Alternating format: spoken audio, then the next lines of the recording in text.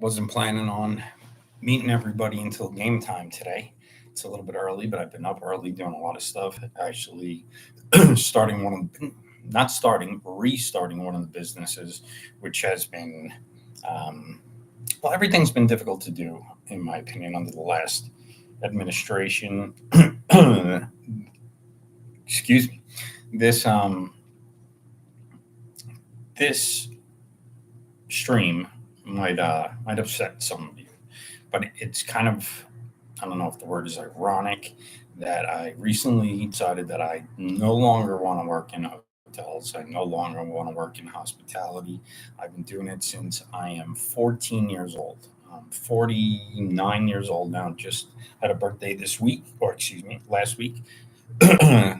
And I recently decided, since COVID, I have been through three hotels. I've discussed this in, I guess, my first channel, but it'll probably come up numerous times throughout.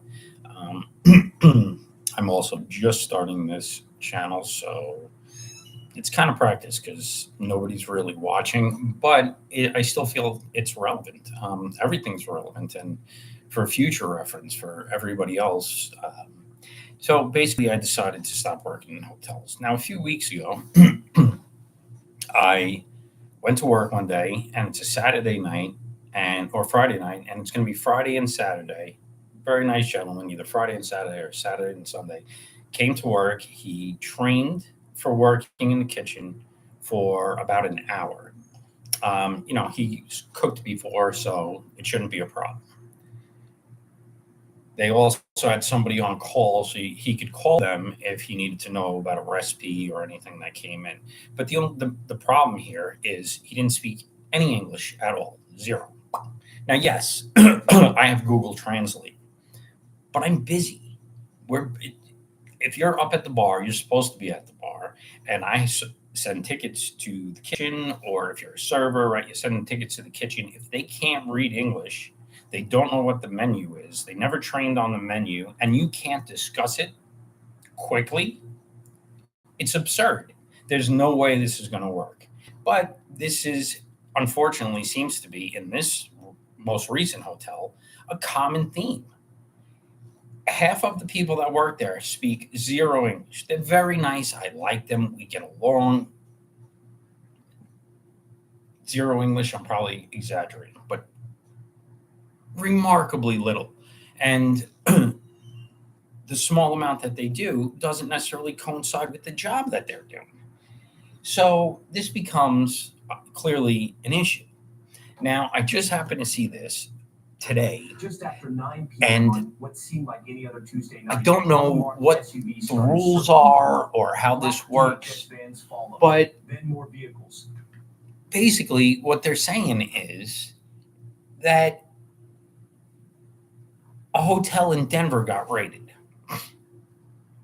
and they're taking everybody out. But there's a point in this where he says something. Let me see if I can hear it. I don't know if you can hear it. I wish you couldn't hear it, but I could hear it. Like, where nobody asks too many questions. That. But someone was at. Where nobody asks too many questions. Wow, that was good time. He's talking about a hotel that stays open late, does shady things, and nobody asks too many questions. What planet are we on? So I have to go to work on a daily basis in exactly this type of atmosphere where it's okay, like no one asks any questions. I'm held to standards of for liquor distribution to everybody of, I don't want to say immense proportion, but substantial portion, where I should be held to a responsibility that I'm giving someone alcohol, no question about it. But everybody in there that's dealing with people who maybe they're drunk. A lot of times they're drunk not from me. They come in drunk, they drink in their room, they drink at the pool, they drink everywhere they're not supposed to drink by law. But it's okay because, again, nobody asks any questions. It's all right. Nobody asks any questions. This is the exact problem that is going on throughout all of the at least the hospitality industry. Now, I don't know about other industries, but I'm going to guess it's the same thing. You get to hire people for cheaper, whether you're using the H-1 visas, I believe that's what they're called, or however they're doing it. And yes, a lot of different people are doing it. Trump does it, Elon does it. I'm not saying it's completely wrong. I'm not saying it's completely right.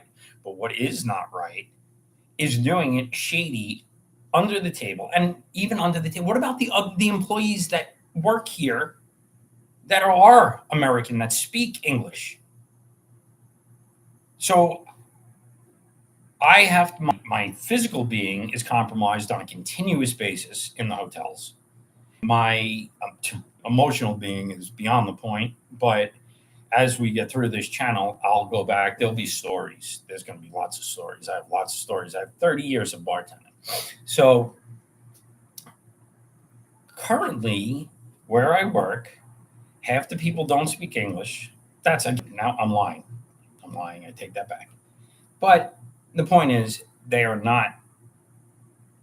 A lot of the people that work there, even if they are citizens, are have been put in positions of power that don't deserve to be in positions of power, can't seem to comprehend how to use power as opposed to abuse power, which we just dealt with in the last administration. So my guess is that everybody's just got their big egos out there and they think who they are. Well, we got news for you, ladies and gentlemen. It's over. We for 30 years I've been doing this. And I've made a lot of friends, a lot of people that I really like.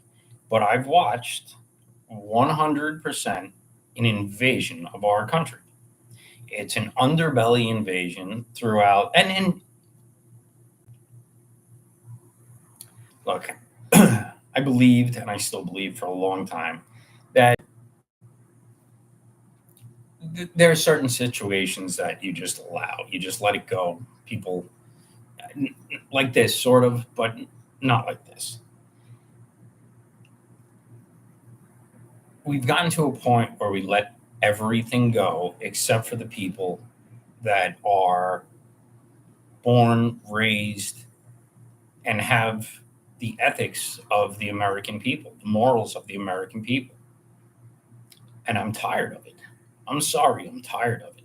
5 years of looking for a job where I could just have basic respect. I mean that saying that I come into work at 4 o'clock and everybody leaves. The whole staff leaves. There's maybe one, maybe two people up at the front, maybe a maintenance guy. It depends on the hotel. A lot of times there's just one person besides me in the entire hotel. And that person is not capable of a lot of things. They're most of the time very not emotionally capable. They're definitely most of the time not physically capable. And you're dealing with a lot of different things in a business that's open 24 hours. And you do get random people that need a place to stay, which is understandable, but you have to be conscious of this, and they're not. And I think that is one of the major problems, is the lack of people's awareness.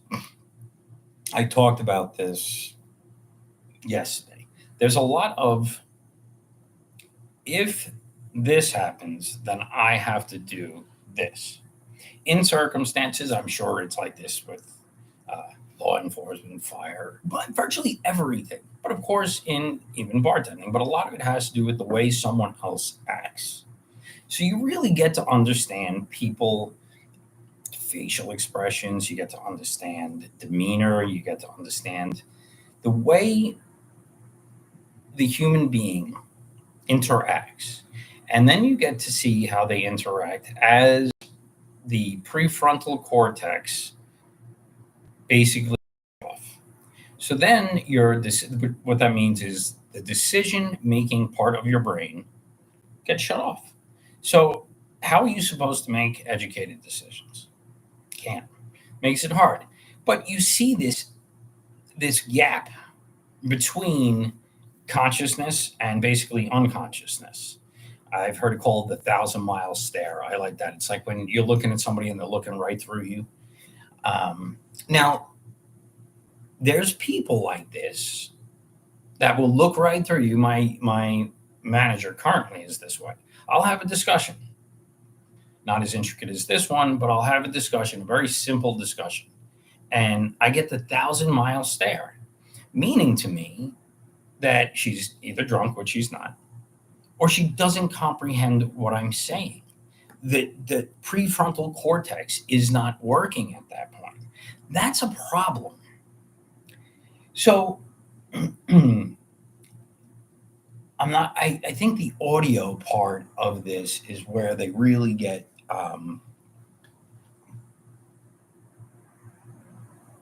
questionable on YouTube and whether or not I'm allowed to show it or what the deal is.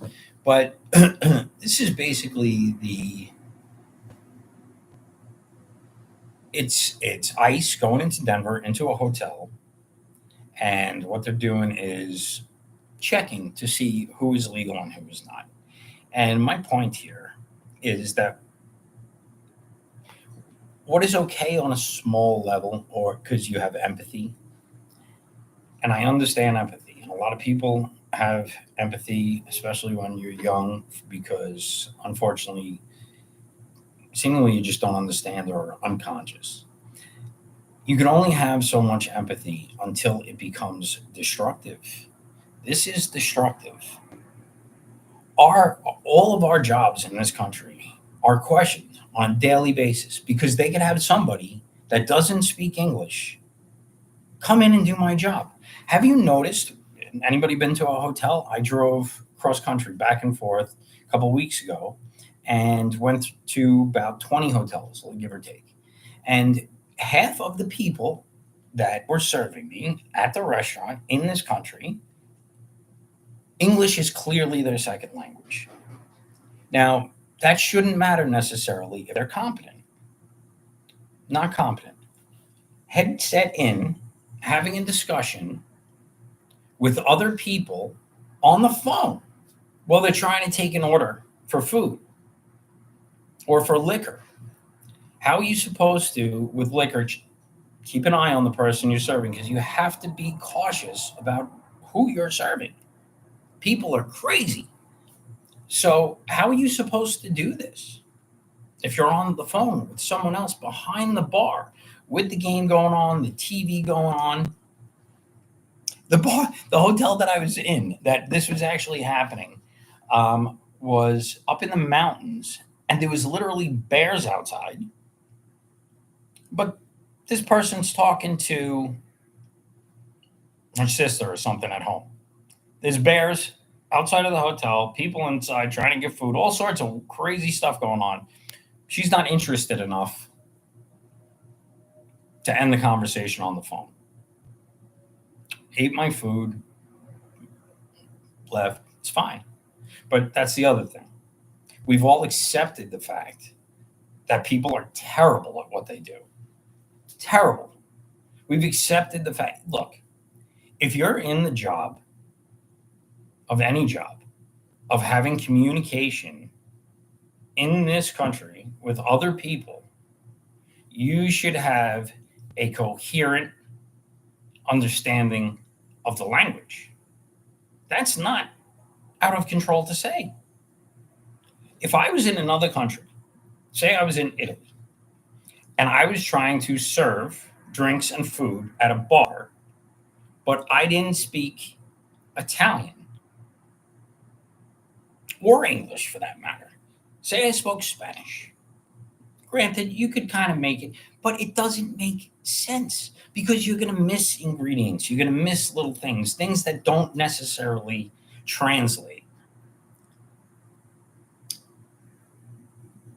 And I think that what's happened is we've accepted this for so long that things no longer translate. It's not okay.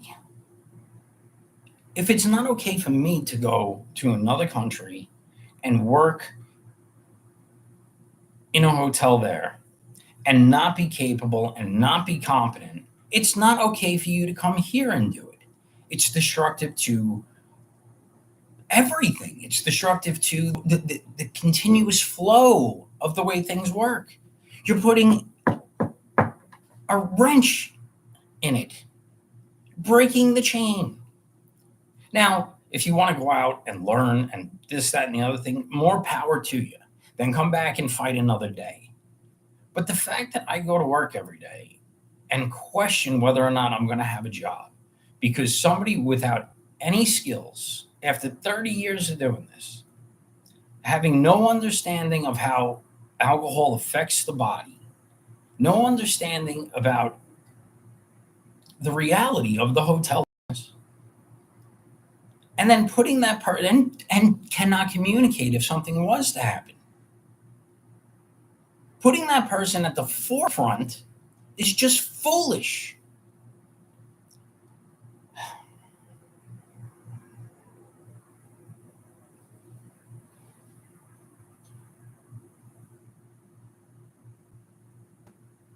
You want to feel bad? I do feel bad.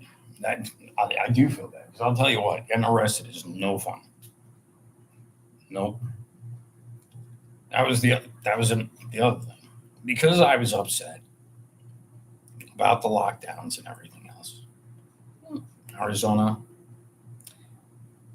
yeah, they didn't like the fact that I was upset about it, and we didn't have a good go around.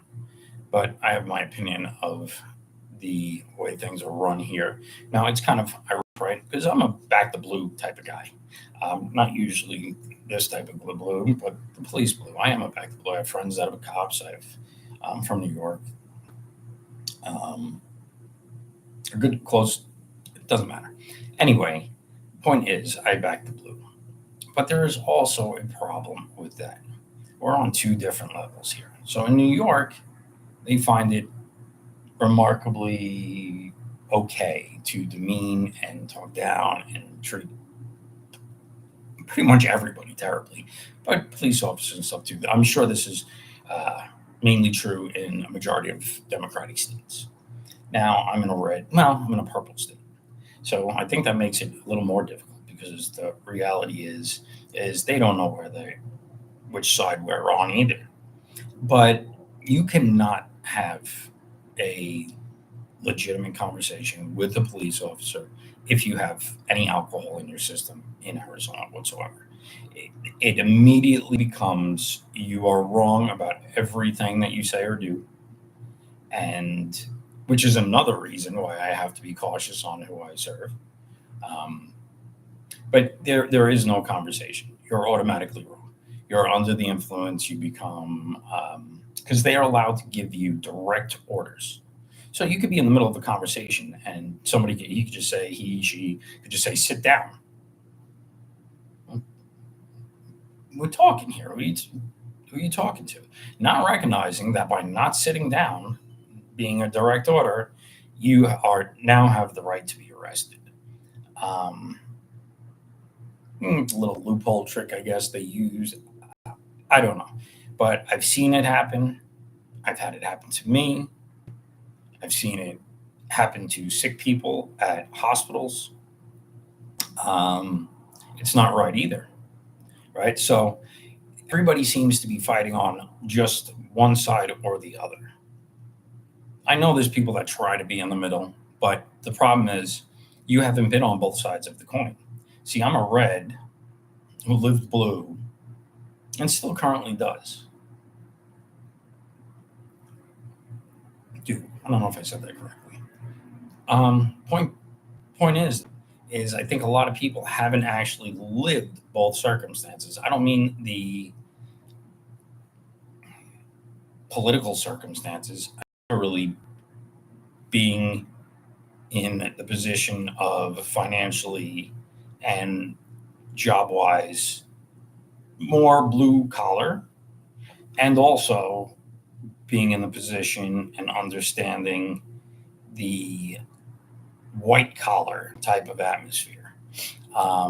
You get a lot of interesting facts over 30 years talking to people in all sorts of businesses all over the world. Um, you really do. You get a lot of insight, like I said, and you get insight into these people through almost a story of their time. So in hotels, sometimes we'll get people for for 2, 3, 4 days, and a lot of times within the first day, you know too much about them anyway. But by the end of the 3 days, there's a relationship. You have some sort of relationship. You make friends. They like the fact that you remember them, which is something that people don't do anymore. Again, but it's hard to remember somebody when you have a Bluetooth in your ear and you're talking to someone else. It's really hard to remember them and then remember what they drink or what they didn't like. Can't do both those things. So you build this relationship and then they're gone. And then most of the time you never see them again. Now, prior to working in hotels, I actually tended bar in Sky Harbor Airport for almost 6 years, which is in itself an interesting job. Um, we'll get to that one day. But currently we're at the hotel thing. But this is where I feel that it's gone. Um, the Mets suck, and they're on a 410, and you're going to wind up hearing me say that I am from New York. This is the way I talk. This is the way I do. If you don't like it, I get it. No harm, no foul. I'm going to have to figure out some of the other stuff. This closing out of the subscribe and like thing. I think I just want to put it on the screen or something. I want to say that. I feel like anyway. All right. Well, we'll be back for at least the beginning of the Met game. I'm not sure for the whole thing. I really want to get I want to get some stuff done. I'd like to discuss more of the business too, which I was planning on doing during the game. But I had to have that little rant because is it that complicated to understand? I'm not allowed to go anywhere else and live and be me without having to somewhat adapt to that culture. I expect that if I went to any country in the world, they would want me to take on their culture because I live in their community. I'm as the outsider going into their community, asking them for help, asking them for shoot for people that are coming into our community asking us for help. They're not asking for help. They're demanding it. And they're not only demanding it, they're taking it from us. I don't understand. Come in, ask for help, and we'll do the best we can to help you. Come to me and demand something from me. Doesn't make any sense. I'm America first. That's the thing. I'm going to say I probably agree with the majority of the things Trump does. Not everything, but a majority.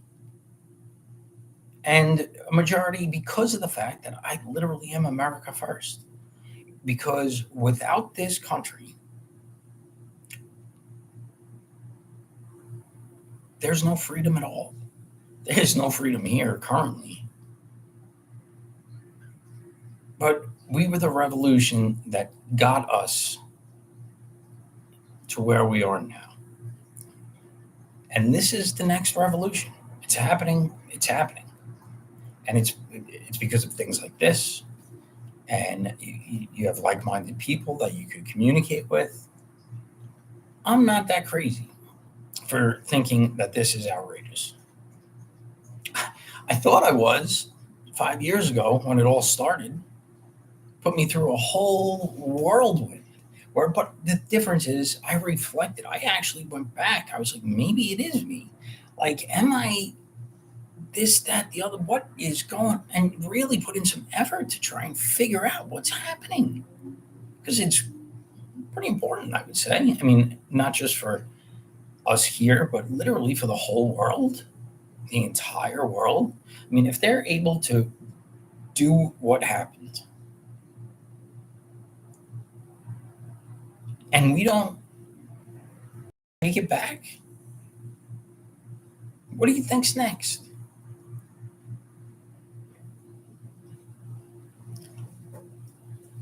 We'll be eating dog food.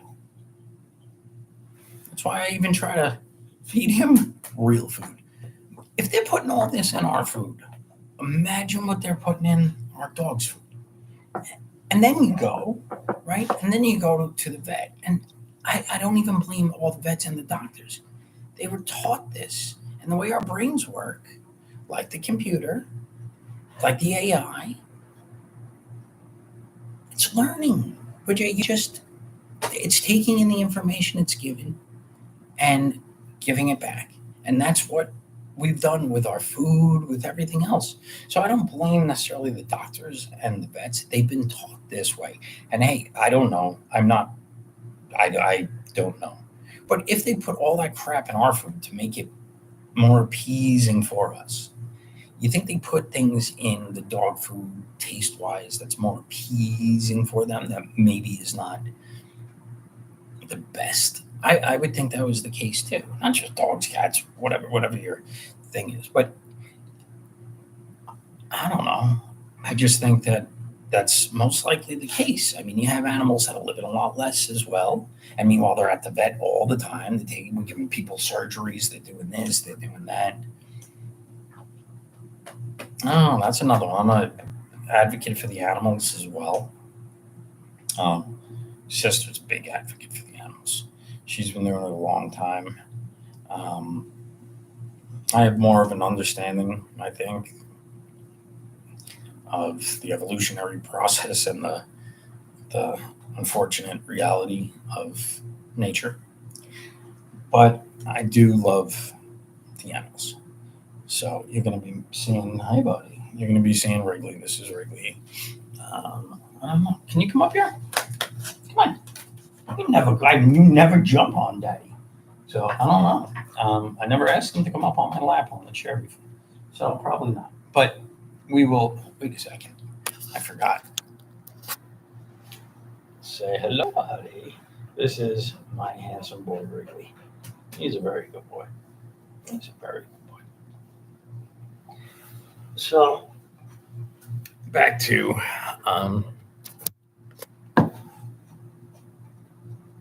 that's where I stand. So now I'm going to go and finish up some other stuff, and maybe I'll see you in about 40 minutes. Game time. We'll see you then. All right.